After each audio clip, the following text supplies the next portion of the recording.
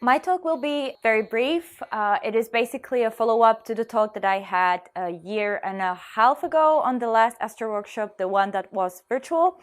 And basically there we talked about the colonization of Mars. And here I just want to follow up on that and keep the discussion flowing because there had been some progress.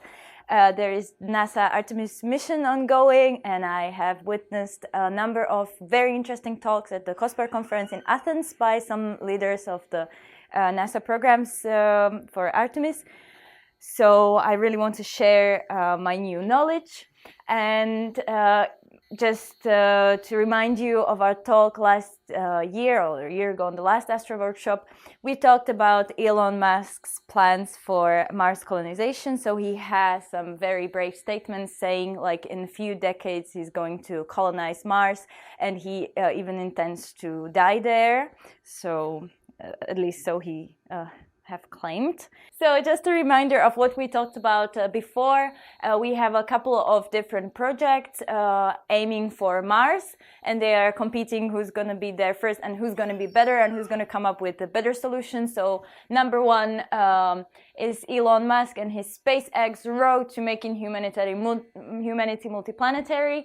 And basically what he says, and to this I have to agree with, is that if we stick to one planet, we are doomed at some point, because the chances are we will be one day hit, for example, by an asteroid, or an ice age is going to hit us, or something destructive can happen to our planet, and we need to move to multiplanetary systems in order to survive in the long run.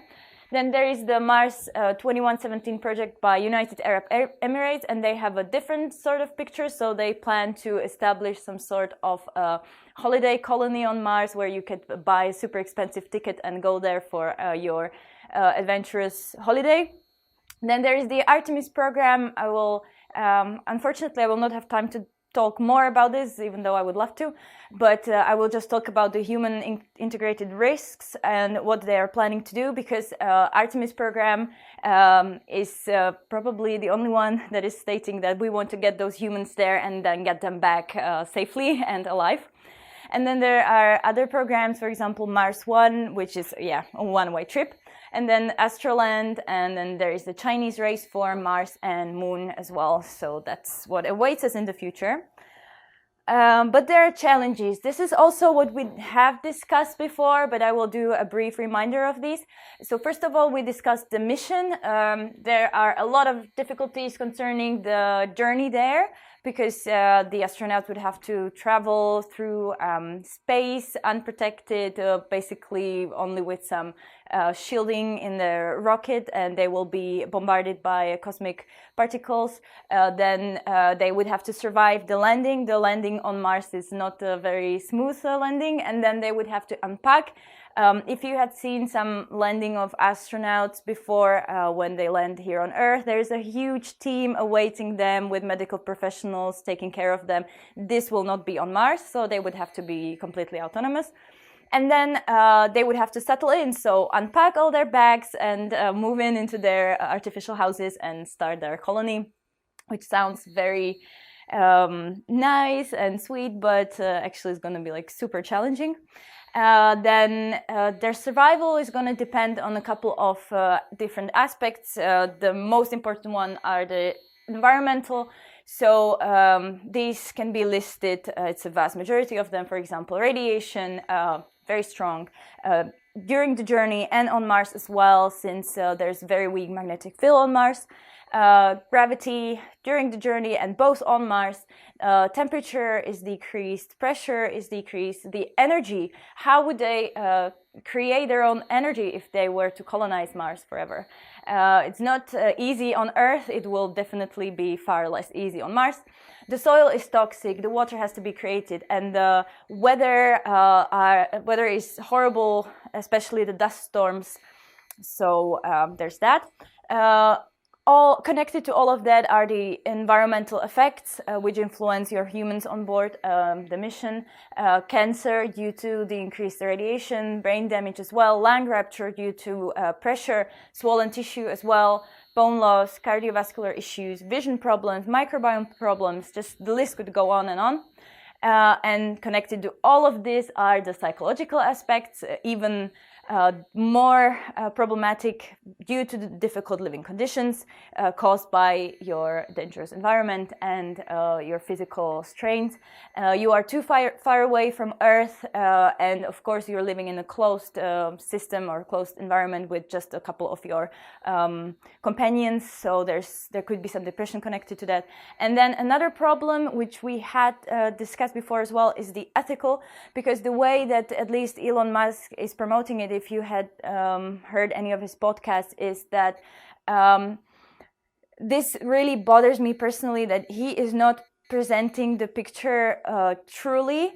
And basically, from some of his talks, you could believe that he is willing to send those humans there and not painting the entire picture as it is. So you are sending them for their death. And the chances of such mission to be success are pretty slight. So there's that. And to this, there is a NASA response by the administrator Bill Nelson. This was during a Washington Post interview in July 21, 2021. And I love this quote. So it says, "Others have said they can go there earlier. Have at it. I want to see that. But when it comes to human life, NASA is going to be very particular, and there are a lot of ifs out there." So human life is going to come first. I believe that. When there is a mission to Mars, astronauts will be properly trained, they will be prepared, and the success rate is going to be pretty high, and it's going to be reliable. So evaluating the risks for human systems, the major ones are, as I already mentioned, the distance from Earth and a couple of other problems that this results from. So first of all, food and nutrition, and now we are talking about the mission itself and not the full-on colonization. We're kind of stepping back from that and discussing more like the realistic, just the trip, a round trip, not a one-way trip. So they would need to bring all of their food and the nutrition to take care of their health, basically. You want to send those astronauts there prepared. You don't want them to be on the brink of death when they set their foot on Mars. Then also connected to that, human system integration, medical conditions need to be reevaluated, and they need to have effective medication, because we know from the astronauts staying on board the ISS that there are a lot of medical risks involved. They have to tackle the altered gravity and all of the risks connected to that, the hostile environment and isolation and confinement, and radiation, which is the major problem, I would say. I will not go into detail for all of those because we are running a little bit late. So this is a very nice estimate by NASA that there's at least 1 in 90 likelihood of loss of crew life for a 730-day Mars mission due to medical risks alone. And this is an underestimate. So if we want to keep those astronauts safe, we need to make this estimate better. And there are two ways of doing that. So either account for all of the medical risks and be prepared for them, or make the mission shorter, right? To sum up, the three major risks are radiation exposure, altered gravity, and reduced ground support. And this is a very nice picture which I had borrowed from the presentation of Azita Valinia about the integrated human health risks. And this accounts for the three previously mentioned risks, so radiation exposure, altered gravity, and reduced ground support. And here, I'm sorry, it's a bit skewed, but on the x-axis is the mission duration in days. Right now, we're somewhere around here, so the record for the humans in space had been about 1 year, and those were the Russian astronauts aboard the ISS. But in order to get to Mars and then back, we would have to stay much longer with the technology that we currently have. And here you can see, so you would start on Earth, so then you would need a transit to get to Mars, and then you would need a time for return. And the only way that we would be able to do that, accounting for all the risks, would be if we go within 1 year. Currently, with the state of the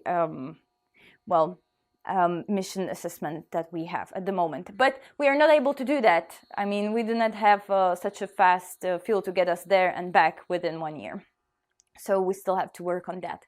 So I'm not seeing, I believe that NASA is going to prepare it in a way that is going to be doable within our lifetimes. But at the moment, I'm not sure if they're sharing all of the ways they're going to do it, but I believe in them. Otherwise, if we would account for artificial gravity or enhanced robust shielding, we could extend our mission for a longer time. So this is the green area, and this is the orange area, yellow area where we want to get. So increase the shields on your spacecraft would mean that you could extend the time of the journey towards Mars. And this is the area, this is the red area where we are currently, and where we do not know. So that's where we don't want to be. So we want to move somewhere down to this area to find some nice intersection which would make sense for us, and we would be able to go and return safely. So the conclusion is, if we want to go, we need to go fast. So as I mentioned, if we were to go with the current mission planning, we would need to make a two-way trip of 1 year. So the plan, as it was mentioned in the talk, was to go 4 months to Mars, spend 28 days on the planet, and then take 7 months to go back.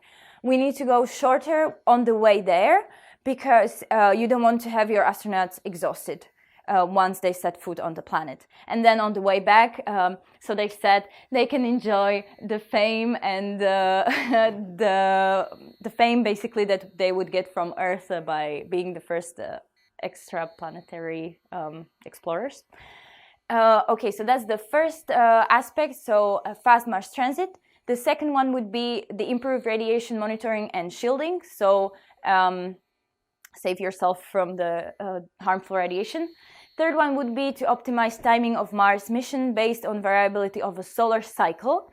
And this is something that I am not an expert on, but it was mentioned that depending on the solar cycle, there are changes in the cosmic radiation. So when the solar cycle is at peak, the cosmic radiation is lower. Maybe someone could explain this better than me. It's due to the more, let's say, mild